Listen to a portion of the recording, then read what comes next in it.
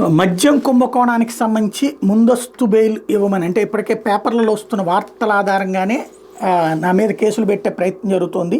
కుట్ర చేస్తున్నారు, ప్రతిపక్షంలో ఉన్నాం కాబట్టి నాకు ముందస్తు బెయిల్ ఇవ్వండి అంటూ మిథున్ రెడ్డి హైకోర్టును ఆశ్రయించారు. జగన్ ప్రభుత్వంలో మద్యం కుంభకోణం వ్యవహారం మీద గతేడాది సెప్టెంబర్ 23న సిఐడి నమోదు చేసిన కేసులో తనకు ముందస్తు బెయిల్ ఇవ్వాలని ఆయన హైకోర్టులో పిటిషన్ దాఖలు చేశారు. మధ్యంతర ముందస్తు బెయిల్ ఇవ్వాలని కోరుతూ అనుబంధ పిటిషన్ కూడా సమర్పించారు. మద్యం కుంభకోణం కేసులో తను చేర్చినట్టు ఇటీవల మీడియా కథనాలు వచ్చాయని ప్రస్తావించారు.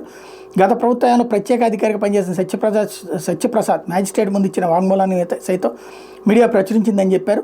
కొన్ని మద్యం కంపెనీలకు నష్టం, కొన్నింటికి అనుచిత లబ్ధి కలిగేలా లావాదేవీలను తానే పర్యవేక్షించినట్టు అందులో ఆరోపించారని, ఇవి నిరాధారమైన ఆరోపణలని చెప్తూ సంబంధిత కోర్టులో మెమో దాఖలు చేసిన నిందితుల్ని అరెస్ట్ చేసేందుకు సిఐడి చర్యలు తీసుకుంటుందని, ఈ మెమో కోసం తాను విఫల ప్రయత్నం చేశానని చెప్పారు. తనను ఎప్పుడైనా అరెస్ట్ చేసే అవకాశం ఉందన్నారు. ప్రత్యేక అధికారి వాంగ్మూలంలోని అంశాలు వాస్తవం అనుకున్న ఎఫ్ఐఆర్లో పేర్కొన్న సెక్షన్లు తనకు వర్తించబోవని చెప్పారు. ఏప్రిల్ 4 వరకు బడ్జెట్ సమావేశంలో ఉన్నందున లోక్సభలో తాను హాజరు కావాల్సి ఉందని చెప్పారు. తన కస్టోడియల్ విచారణకు అవసరం లేదని, దర్యాప్తుకు సహకరిస్తానని కూడా చెప్పుకొచ్చారు.